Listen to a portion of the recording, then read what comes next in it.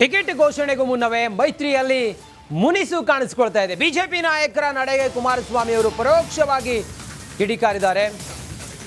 ವಿಜಯೇಂದ್ರ ಯಡಿಯೂರಪ್ಪ ಬಗ್ಗೆ ದಳಪತಿಗಳು ಏನು ಹೇಳಿದ್ದಾಗಾದ್ರೆ ಎಲೆಕ್ಷನ್ ಹೊತ್ತಲ್ಲಿ ಕುಮಾರಸ್ವಾಮಿ ಸಿಡಿಸಿದ ಬಾಂಬ್ ಏನು?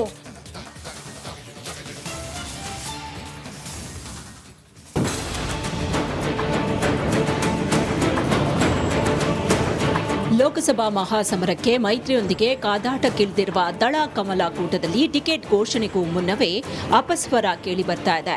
ಇಷ್ಟು ದಿನ ಬೂದಿ ಮುಚ್ಚಿದ ಕೆಂಡದಂತಿದ್ದ ಒಡಲ ಬೆಂಕಿ ಈಗ ಸಣ್ಣಗೆ ಹೊಗೆಯಾಡ್ತಾ ಇದೆ.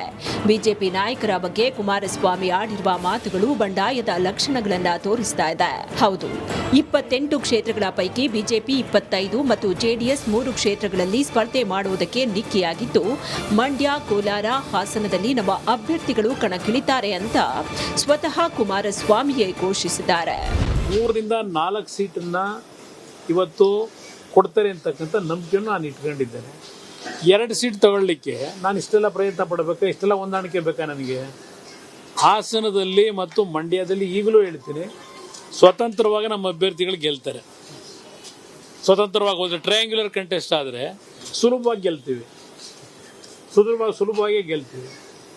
ಆದರೆ ನಾನು ಹೇಳ್ತಾ ಇದ್ದೀನಲ್ಲ, ನಮ್ಮ ಪ್ರಮುಖರೇನು ಚರ್ಚೆ ಮಾಡಿದ್ದಾರೆ, 18 ಲೋಕಸಭಾ ಕ್ಷೇತ್ರ ಬಿಜೆಪಿ ನಾಯಕರುಗಳಿಗೆ ಇವತ್ತು ನೀವು ಸಂದೇಶ ಕೊಡಬೇಕು ಅಂತಕ್ಕಂಥದ್ದನ್ನೇ ಹೇಳಿದ್ದಾರೆ.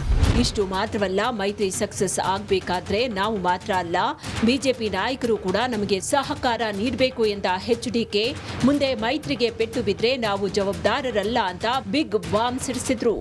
ಸಹಕಾರ ಏನಿದೆ ಅದೇ ರೀತಿಯ ಸಹಕಾರ ಇವತ್ತು ಬಿಜೆಪಿಯಿಂದಲೂ ನಾವು ನಿರೀಕ್ಷೆ ಇಟ್ಕೊಂಡಿದ್ದೇವೆ. ಅದನ್ನು ಸರಿಪಡಿಸ್ತಕ್ಕಂಥ ನಿಟ್ಟಿನಲ್ಲಿ ಕೆಲವು ಸೂಚನೆಗಳನ್ನು ಕೊಡಬೇಕು ಅನ್ನೋದನ್ನು ನನ್ನ ಗಮನಕ್ಕೆ ತಂದಿದ್ದಾರೆ ನಮ್ಮ ಪಕ್ಷದ ಮುಖಂಡರು. ಪ್ರಮುಖವಾಗಿ ಇವತ್ತು 2 ಪಕ್ಷಗಳ ನಾಯಕರುಗಳ ಸಭೆಗಳಿರ್ಬೋದು. ಇವತ್ತು ಚುನಾವಣಾ ಪ್ರಚಾರದಲ್ಲಿ 2 ಪಕ್ಷಗಳು ಯಾವ ರೀತಿ ಕೆಲಸ ಮಾಡಬೇಕು, ಬೂತ್ ಮಟ್ಟದಲ್ಲಿ 2 ಪಕ್ಷದ ಕಾರ್ಯಕರ್ತರು ಇನ್ವಾಲ್ವ್ಮೆಂಟ್ ಆಗಬೇಕಾದ್ರೆ ಕೆಲವು ಕ್ಷೇತ್ರದಲ್ಲಿ ಇವತ್ತು ಉತ್ತರ ಕರ್ನಾಟಕದ ಭಾಗದಲ್ಲೇ ಬಿಜಾಪುರದಲ್ಲಿ 2-3 ಕ್ಷೇತ್ರ ನಾವು ಬಿಜೆಪಿಗಿಂತ 2-3 ಕ್ಷೇತ್ರದಲ್ಲಿ ಮೇಲಿದ್ದೇವೆ. ಇಷ್ಟು ದಿನ ಸುಮ್ಮನಿದ್ದು ಈಗ ಏಕಾಏಕಿ ದಳಪತಿಗಳು ಕೇಸರಿ ಪಡೆ ವಿರುದ್ಧ ರೊಚ್ಚಿಗೇಳುವುದಕ್ಕೂ ಕಾರಣ ಇದೆ. ಕಲಬುರಗಿ ಮತ್ತು ಶಿವಮೊಗ್ಗದಲ್ಲಿ ನಡೆದ ಸಮಾವೇಶಕ್ಕೆ ಜೆಡಿಎಸ್ ನಾಯಕರಿಗೆ ಬಿಜೆಪಿ ಆಹ್ವಾನವನ್ನೇ ನೀಡಿಲ್ಲ. ಇನ್ನು ಸ್ಥಳೀಯ ಜೆಡಿಎಸ್ ನಾಯಕರನ್ನ ಬಿಜೆಪಿಗೆ ಸೆಳಿತಾ ಇರುವುದು, ರಾಜ್ಯ ಮಟ್ಟದ ಜೆಡಿಎಸ್ ನಾಯಕರನ್ನ ಯಡಿಯೂರಪ್ಪ ಮತ್ತು ವಿಜಯೇಂದ್ರ ಕಡೆಗಣಿಸಿರುವುದು ಮತ್ತು ಅಭ್ಯರ್ಥಿಗಳ ಆಯ್ಕೆ ವಿಚಾರದಲ್ಲೂ ಜೆಡಿಎಸ್ ನಾಯಕರನ್ನ ಸಂಪರ್ಕ ಮಾಡದೆ ಬಿಜೆಪಿ ಅಭ್ಯರ್ಥಿಗಳನ್ನ ಘೋಷಣೆ ಮಾಡಿರುವುದು ದಳಪತಿಗಳನ್ನ ಕೆರಳಿಸಿದೆ. ಅತ್ತ ಕುಮಾರಸ್ವಾಮಿ ಮಂಡ್ಯ ನಮ್ದೇ ಅಂತ ಹೇಳ್ತಾ ಇದ್ರೆ, ಹಾಲಿ ಸಂಸದೆ ಸುಮಲತಾ ಮಾತ್ರ ಕ್ಷೇತ್ರ ಇನ್ನೂ ಫೈನಲ್ ಆಗಿಲ್ಲ ಅಂತಿದ್ದಾರೆ. ಬಿಜೆಪಿಯ 3ನೇ ಪಟ್ಟಿಯ ಮೇಲೆ ಸುಮಲತಾ ಭವಿಷ್ಯ ನಿಂತಿದೆ.